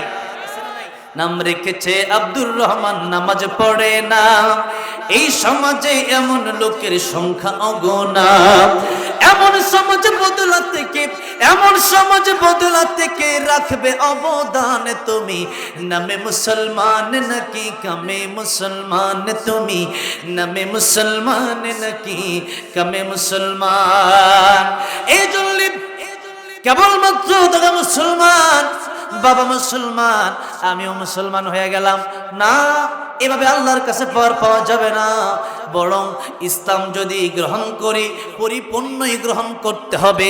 আল্লাহ বললেন উদখুলু ফিস সিলমি কাফা, আই তাম্মা, পরিপূর্ণ প্রবেশ করো। অর্ধেক ইসলামের ভিতরে প্রবেশ করার কারণেই তোমাদেরকে ওই যে হাদিস আমি বলেছিলাম, মান ক্বালা লা ইলাহা ইল্লাল্লাহ দাখালাল জান্নাহ, আল্লাহরে বিশ্বাস করলা, তুমি কালিমা পড়লা আর জান্নাতে প্রবেশ করবা। কিন্তু আল্লাহ যে বলেছেন ইন্নাল্লাযীনা আমানু ওয়া আমিলুস সালিহাত লাহুম জান্নাতুন নাঈম, ইন্নাল্লাযীনা আমানু ওয়া আমিলুস সালিহাত কানাত লাহুম জান্নাতুল ফিরদাউস নুজুলা। এই যে আয়াতগুলো বললো, এটা কি আপনি মাথায় রাখেন না? একটু বুঝেন আর একটু বুঝেন না, এটা দিয়ে আবার ওয়াজও করেন। একটু বুঝেন আর একটু বুঝেন না, এরপরে ওয়াজও করেন। লাকুম দীনুকুম ওয়ালিয়া দিন আছে বুখারী শরীফে না? অনেক আগের কথা কইছি, কিন্তু যারা বোঝার বুঝছে। এই জন্য যতটুকু জানেন ভালো কথা অহংকার করবেন না। এমনিই তো ঝামেলা, এরপরেও আবার অহংকার। এই জন্য যেই কথাগুলি বলতেছি ভালো করে মনোযোগ দিয়ে শোনেন। ঈমান তো আমরা এনেছি, কিন্তু ঈমান তো আমাদের ভিতরে নাই। দিনের জন্য কতটুকু কষ্ট আমরা করতে পেরেছি। আল্লাহ বললেন, ইয়া আইয়ুহাল্লাযীনা আমানু, হে ঈমানদারগণ, ও আনফুসাকুম ওয়া আহলিকুম নারা, নিজেরা জাহান্নামের আগুন থেকে বাঁচাও, পরিবারকে জাহান্নামের আগুন থেকে বাঁচাও। এবার একটা কথা আপনাদেরকে জিজ্ঞাসা করতে চাই, যেহেতু ঈমানদাররা যাবে জান্নাতে, কোথায় যাবে? ঈমানদার মানে আল্লাহর সবচেয়ে আদরের বান্দা, আল্লাহর সবচেয়ে কাছের বান্দা। এখন আল্লাহর সবচেয়ে কাছের বান্দারা যাবে কোথায়? জান্নাতে। কিন্তু অনেক লোক বলে জান্নাতে আমরা যাব, কারণ নবী বলেছেন, মান ক্বালা লা ইলাহা ইল্লাল্লাহু দাখালাল জান্নাহ, কালিমা পড়লাম, ঈমানদার হয়ে গেলাম, জান্নাতে ঢুকে যাব। মাঝখানে নামাজ না পড়ার কারণে, সুদ ঘুষ খাওয়ার কারণে, মিথ্যা কথা বলার কারণে কয়েকদিন জাহান্নামে জ্বলছে, কি হয়েছে? জান্নাতে তো যাবো, একদিন না একদিন যাবো। চিন্তা করা যায়? একটা সেকেন্ড জাহান্নামের আগুন সহ্য করার ক্ষমতা কারো আছে? মক্কা থেকে মদিনা পর্যন্ত এক একজনের দেহ হবে, 400 মাইল এক একজনের দেহ। সেই দেহ 70 গজ মোটা করা হবে চামড়া, এরপরে লোহার আগুনের লোহা দিয়ে পিটানো হবে। লা ইয়ামুতু ফিহা ওয়ালা ইয়াহইয়া, না বাঁচবে না মরবে। আল্লাহ বলবে, আল্লাহ কুকুর হয়ে যাইতাম ভালো ছিল, বিড়াল হয়ে যাইতাম ভালো ছিল, কিসের মানুষ বানাইছিলাম, কি লিগে মানুষ বানাইছি? কারণ আসহাবে কাফের কুকুরটাও জান্নাতে যাবে। সূরা কাফে আছে না? আসহাবে কাফের কুকুরটাও তাদের সাথে জান্নাতে চলে যাবে। আর আমি মানুষ হওয়ার পরেও যদি জান্নাতে যেতে না পারি, তাহলে তা আমি মানুষ হয়ে কিরকম মানুষ? ওই যায় ওয়ালাহুম আ'য়ুনুন লা ইউবসিরুনা বিহা ওয়ালাহুম আযানুন লা ইয়াসমাউনা বিহা উলাইকা কাল আনআমি বাল হুম আযাল উলাইকা হুমুল গাফিলুন। আল্লাহ বললেন, এরা ফেরেশতার চেয়ে দামি হবে কিভাবে? এরা তো কুকুরের চাইতেও নিকৃষ্ট। এই জন্য জাহান্নামে গিয়ে মানুষ আফসোস করবে, মৃত্যু কামনা করবে, কিন্তু মৃত্যু হবে না। একবার মরে যাবে বা আবার তার আল্লাহ পুরোপুরি জীবিত করবে, আবার মরবে, আবার জীবিত, এরকম জ্বলতেই থাকবে। যাদের ঈমান একটু আছে, হাদিস শরীফের ভিতরে আসছে, সর্বশেষ যে ব্যক্তিরা জান্নাতে যাবে, ওই ব্যক্তিকেও আল্লাহ এই দুনিয়ার চাইতে 10 গুণ বড় একটা জান্নাতের মালিক বানায় দিবেন। এখন বুঝেন, আমাদের রাজশাহী সিটি কর্পোরেশনের মালিক যদি কেউ হয়ে যায়, বলেন তো তার পিছে লোক গুড় করবে কিনা? তার শত্রু থাকবে কি থাকবে না? আপনার কাছে মনে করেন এরকম একটা ডায়মন্ড আছে, যে ডায়মন্ড দিয়ে সারা রাজশাহী কিনা যাবে, এই ডায়মন্ড দিয়ে সারা রাজশাহী কিনা যাবে। বলেন তো এই ছোট্ট ডায়মন্ড নিয়ে কি আপনি শান্তিতে থাকতে পারবেন? 2 জন বডিগার্ড রাখতে হবে, কেউ আইলে গুলি করে দিবি, ঠিক কিনা? এই ডায়মন্ড নিয়ে আপনি ঘুমাতে পারবেন না। আপনার স্ত্রী আপনার শত্রু হয়ে যেতে পারে, আপনার ভাই আপনার শত্রু হয়ে যেতে পারে, আপনার সন্তান আপনার শত্রু হয়ে যেতে পারে। সুতরাং রাজশাহী জেলাটা কিনা যায়, এরকম একটা ডায়মন্ড যদি আপনার কাছে থাকে, আর এই ডায়মন্ড নিয়ে যদি আপনি শান্তি মতো ঘুমাতে না পারেন, বিশ্বাস করেন আল্লাহে বিল্লাহি তাল্লাহি, ঈমান যার ভিতরে সবচেয়ে ভালো করে মজবুত আকারে হৃদয়ে বিঁধেছে, ঈমান যার ভিতরে কড়া করে আছে, যার ভিতরে মজবুত ঈমান আছে, সেই ব্যক্তি ঈমান নিয়েও দুনিয়াতে শান্তিতে থাকতে পারবে না। জেল আসবে, জুলুম আসবে, সেই ব্যক্তির ঈমান ধারণ করে রাখা লাগবে। কারণ ঈমান তেমন দামি সম্পদ, যে সম্পদ দিয়া এই দুনিয়ার চাইতে 10 গুণ বড় জান্নাত ক্রয় করা যাবে। সেই 10 গুণ জান্নাত ক্রয় করার জন্য আমাদের জীবন চলে যাবে, জেল হবে, হামলা হবে, মামলা হবে, তথাপি ঈমান বিক্রি করা যাবে না। কিন্তু আজকে আমরা সেই ডায়মন্ডের মূল্য দিতে শিখেছি, যে এই ডায়মন্ড দিয়া রাজশাহী কেনা যাবে। 10 লাখ টাকা আছে ব্যাংকে, কিভাবে সেভ করে রাখা যায়? মিষ্টি খেতে মনে চাইছে, খাই না, ভালো নাই রে, ময়লা করে ফেলাই দিলেন। খেতে মনে চায়, আর পরেও খায় না। ইলিশ খেতে মনে চায়, গরুর গোশত খেতে মনে চায়, ব্যাংকের টাকা আছে এরপরেও খায় না, যে জমি কিনা লাগবে এই টাকাকে যদি আপনি এত গুরুত্ব দেন, সেরকম গুরুত্ব তো আপনার ইমানকে দিলেন না। ওইরকম ইমান যদি সবার থাকতো তাহলে আজ থেকে 50 বছর আগেই এদেশে ইসলাম কায়েম হয়ে যেত। কিন্তু সেই ইমান তো আমাদের নাই। এই জন্য আল্লাহ বলেন আমানু কু আনফুসাকুম ওয়া আহলিকুম নারা, ঈমানদার তোমরা জাহান্নাম থেকে বাঁচো। তোমরা তো আমার প্রিয় বান্দা, কিন্তু ঈমানটারে মজবুত করো। কারণ সব ঈমানদার কিন্তু ডাইরেক্ট জান্নাতে যাবে না। এখন আমরা ডাইরেক্ট জান্নাতে যেতে চাই না কোটি কোটি বছর জাহান্নামের আগুন ভোগ করে জান্নাতে যেতে চাই? একবার মিথ্যা কথা বললে 7000 বছর জাহান্নামের আগুনে জ্বলতে হবে। তাহলে চিন্তা করে দেখেন কত কত হাজার মিথ্যা কথা জীবনে বলেছেন, কত গীবত জীবনে করেছেন, কত মানুষের হক মেরে খেয়েছেন, কত নামাজ কাজা করেছেন। এক একটা কবিরা গুনার জন্য যদি 7000 বছর করতে হয়, এটা আপনি ক্যালকুলেটর নেওয়ার পরে যোগ করে বসেন। সেটা তো কোনোদিন চিন্তা করেন নাই কয়দিন জাহান্নামে জ্বলবো, কয়দিন। তো 20 মিনিট একটু আগুনে জ্বললে দেখেন আমার, আপনার এত সাহস, আপনার এত ক্ষমতা, এত পাওয়ার। এই জন্য ইমানদার হয়েছে কিন্তু খাঁটি ইমানদার হতে পারে নাই। সারাদিনের নামাজ পড়লো, ফজরের নামাজের খবর নাই। ঈমান দিয়ে জান্নাতে যাওয়া যাবে না। হযরত বেলাল রাদিয়াল্লাহু আনহুকে মারে, তারে যত মারে উনি তত জোরে জোরে আল্লাহু আহাদ বলে। আর আমাদেরকে 500 টাকা দিলে আল্লাহর নাম বলে গিয়া ওনার নাম শুরু করে দেই। ওনার নাম যতবার বলেন আল্লাহর নাম কেন ততবার বলেন না? তাহলে আল্লাহ যদি আজকে মরণ দিয়া দেয়, ওই নেতার কি ক্ষমতা আছে আপনার মরণ থেকে বাঁচানো? আল্লাহ যদি আজকে আপনার রূহ বের করে নিয়ে যায়, কারো বাবার ক্ষমতা আছে রূহ আবার উল্টে ফিরে দেওয়ার? আল্লাহ যদি ফকির বানায় দেয়, আল্লাহ যদি রোড অ্যাক্সিডেন্ট করে হাতটা যদি ফেলে দেয়, আল্লাহ যদি বুবা বানায় দেয়, জবান বন্ধ করে দেয়, আপনার বাবার আপনার নেতার কি ক্ষমতা আছে নাকি যে আপনাকে আবার জবানটা ফিরে দিবে? তাহলে আপনি আগে তো আল্লাহর চিনবেন, আগে তো আল্লাহর নাম বলবেন, তারপরে না ওনার নাম বলবেন। কিন্তু ওনার নাম যতবার বললেন আল্লাহর নাম ততবার কেন বললেন না? আপনার চেয়ে বড় নিমক হারাম আর কি হতে পারে?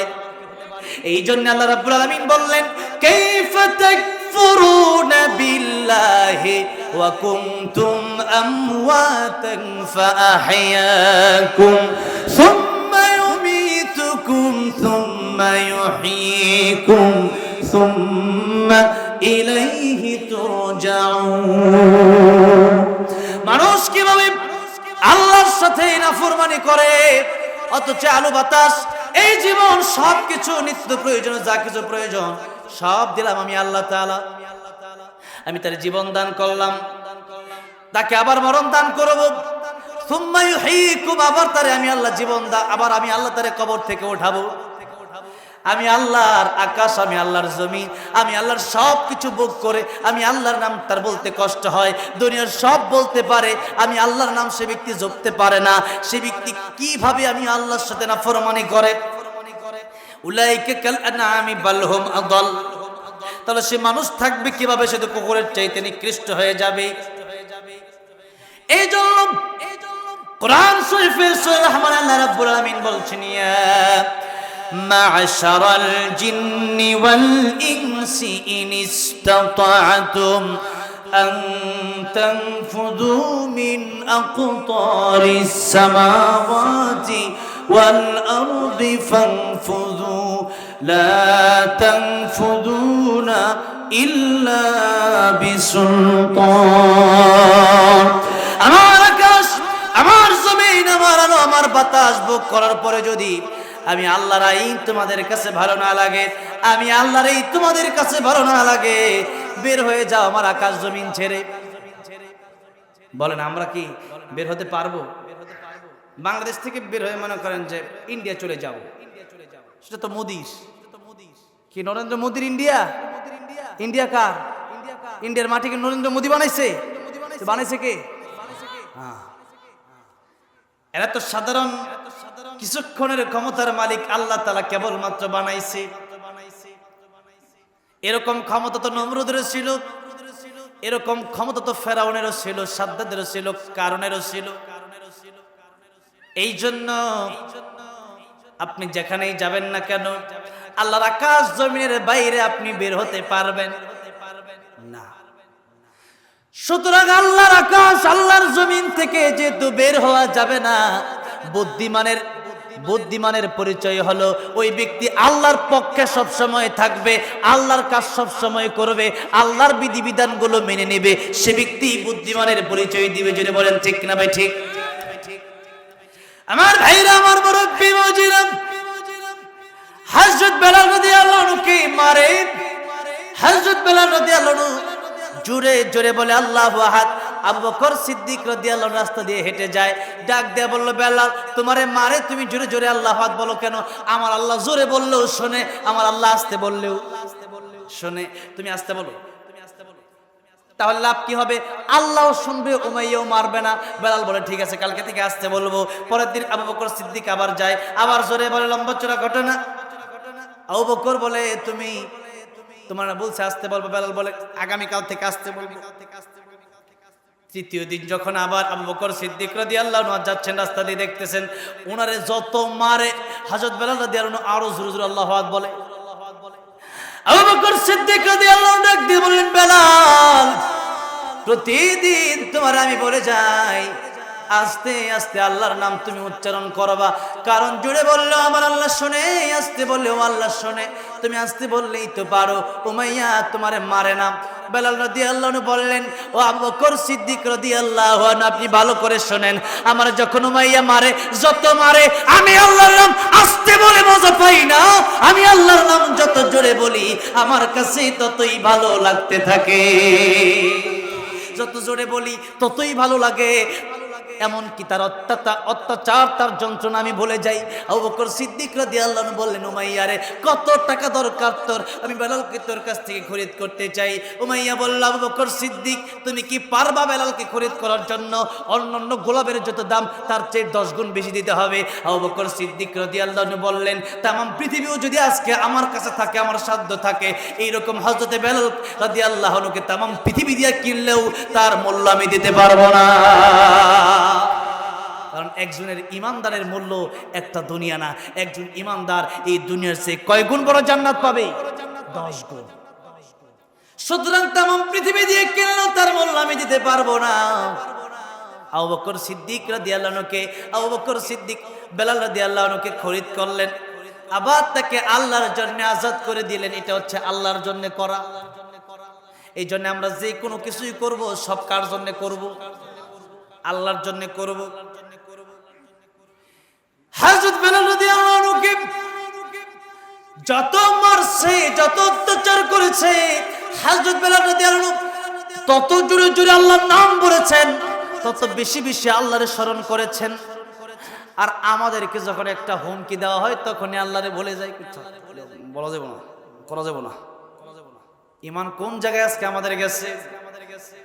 প্রায় মসজিদের খতিব সাহেবরা হক কথা বলতে পারে না, প্রায় মসজিদের খতিব সাহেবরা কবরের ওয়াজ করে, আকাশ জমিনের ওয়াজ করে সারা জীবন চালিয়ে দিচ্ছে। ওয়াজ কি শুধু একটাই?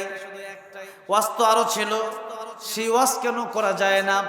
কারণ পিছন দিকে শিলডার দেওয়া, হুজুর চাকরি কিন্তু নট হয়ে যাবে। এখন চাকরি যদি নট হয়ে যায়, ইমাম সাহেবের তো সব ইমাম সাহেব তারা আমাদের মতো 1 লাখ টাকার প্রতিদিন ইনকাম করে না, করে? ইমাম সাহেবের বেতন 10,000, এটা যদি এক চাকরি আবার যায়, আরেক মসজিদ দৌড়াইতে দৌড়াইতে দেখবেন খবর হয়ে গেছে। এই জন্য আমি আলেম যারা আছে তাদেরকে বলি, আপনারা ইমামতির জন্য কেন দৌড়ান? কমিটির কাছে মুয়াজ্জিন করার জন্য এত কেন দৌড়ান? চা বিক্রি কইরা খান, ধান লাগায় খান, পান বিক্রি করে খান, মুদির দোকান দেন, চা বিক্রি করে খাইলেও এর চেয়ে ভালো। কারণ ঘুষখোর সুদখোরের কথা না শুই না চা বিক্রি করে 1000 গুণে ভালো। তো আপনি ইমামতির জন্য তো দৌড়ান কেন?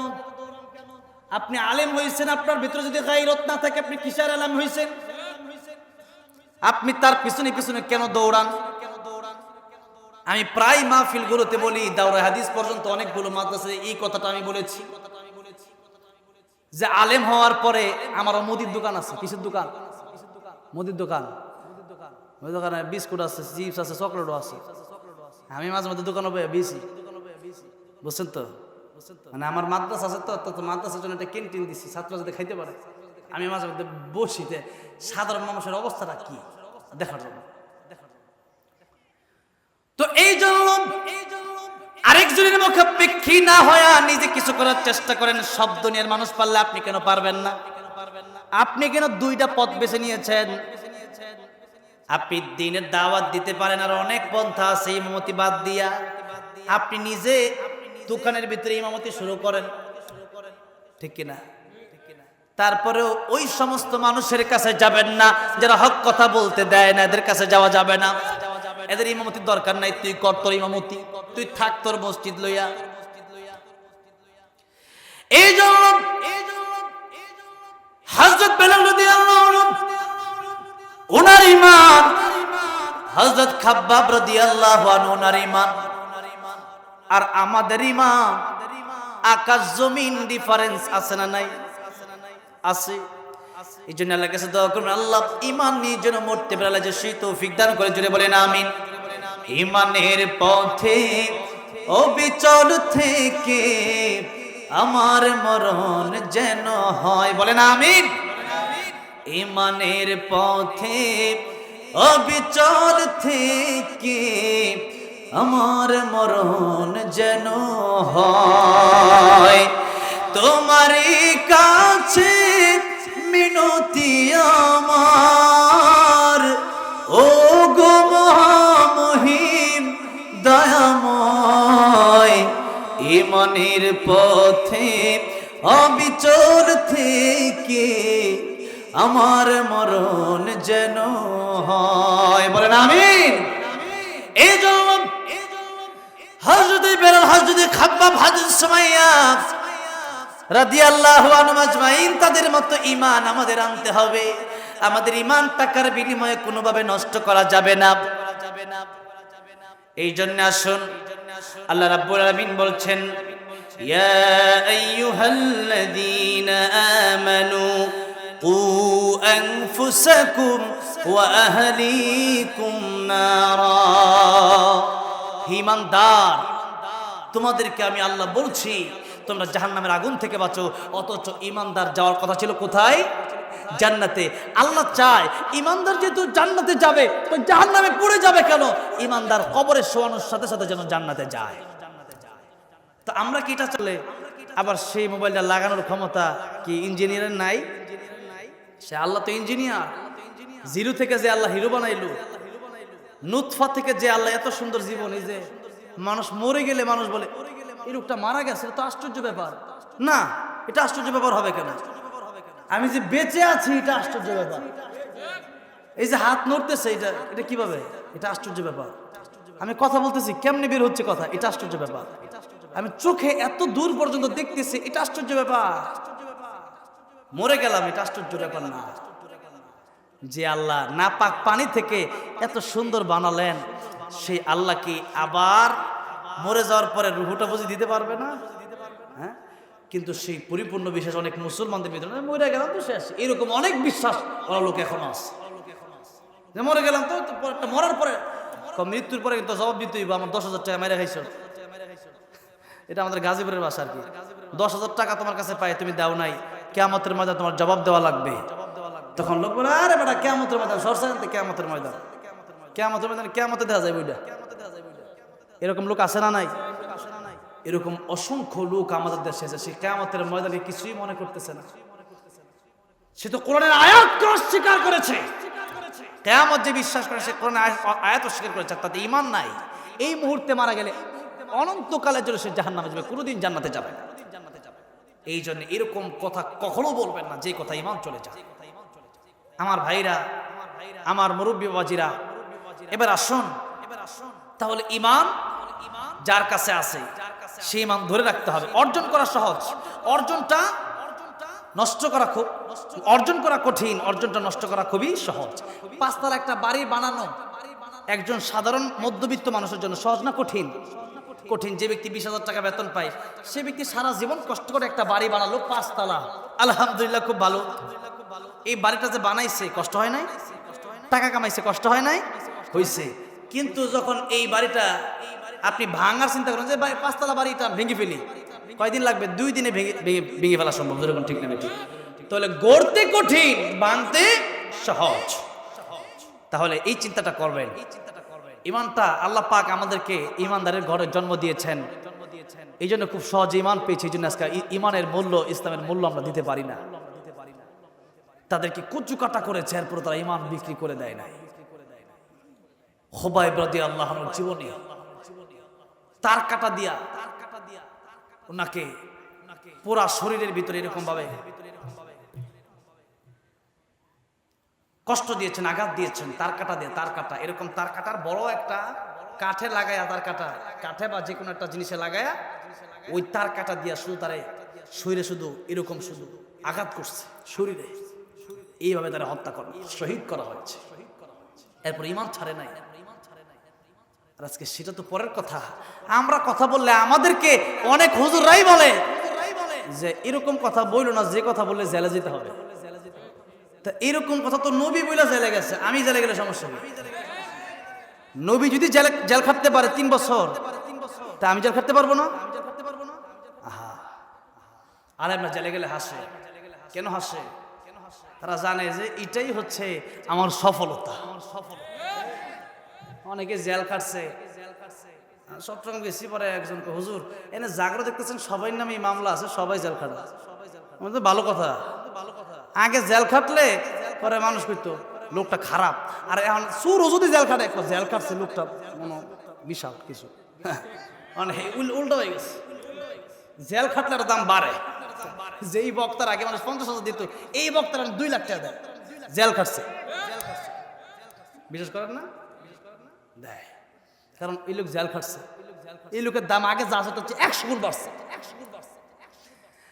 এই জন্য ইমান যা আছে তা তো আল্লাহ যেহেতু দিয়েছে, এটাকে নষ্ট করা যাবে না। মানুষের কথার সাথে তাল মেলানো যাবে না। তাল মেলায় ইমান নষ্ট করে দিচ্ছেন, টেরো পাচ্ছেন না। চেয়ারে বসে বসে 2-4 জন বসছেন চা খাইতে খাইতে, ওই বেটা একটা চা ফিরি খাওয়াইছে, আপনি তার সাথে বৈশা বলতেছেন দূর হুজুররা এরা আছে শুধু কোরআন হাদিস নিয়ে, আর কি জানে?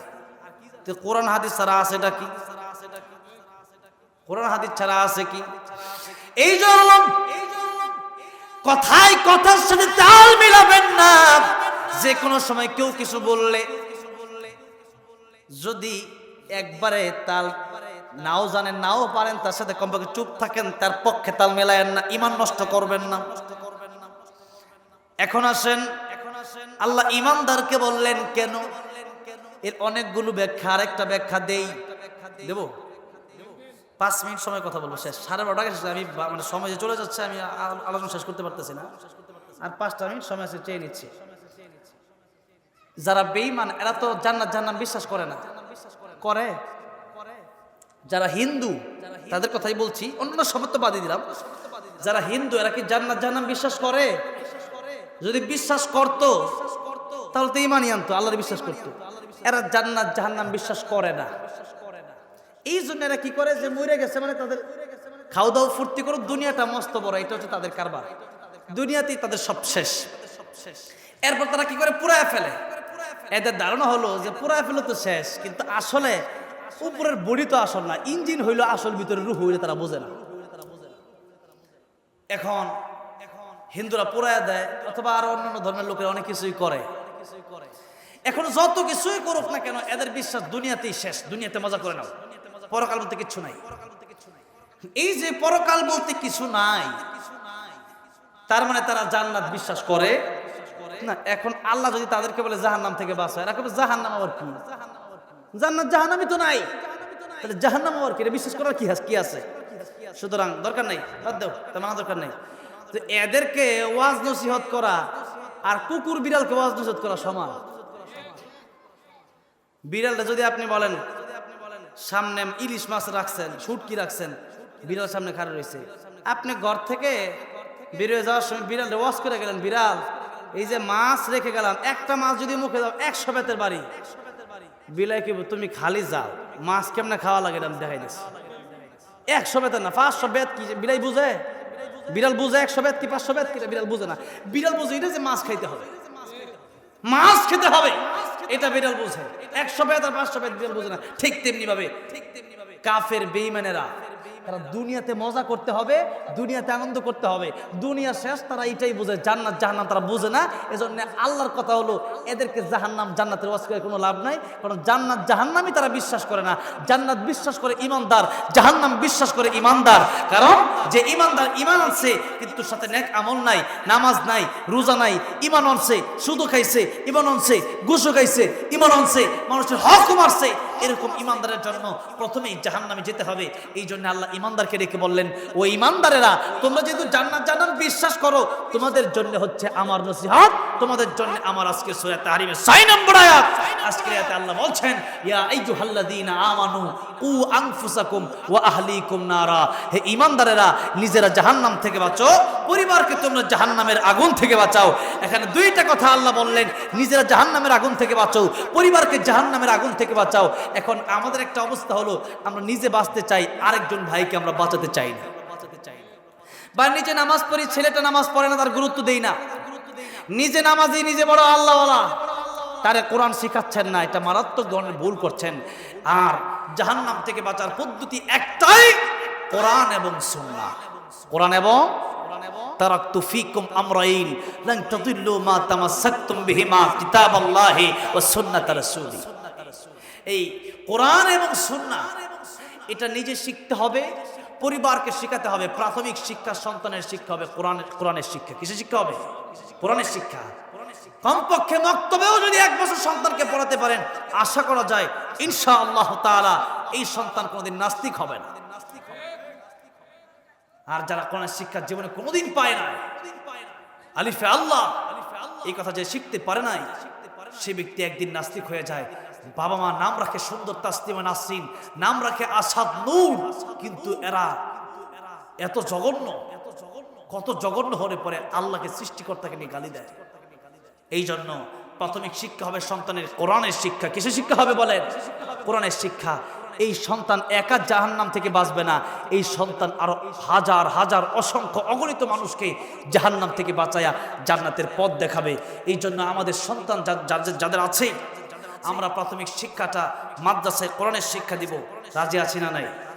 আল্লাহ তৌফিক দান করেন, জোরে বলেন আমিন। ওয়া আখিরু দাওয়ানা আনিল হামদুলিল্লাহি রাব্বিল আলামিন। আসসালামু আলাইকুম ওয়া রাহমাতুল্লাহি ওয়া বারাকাতুহু।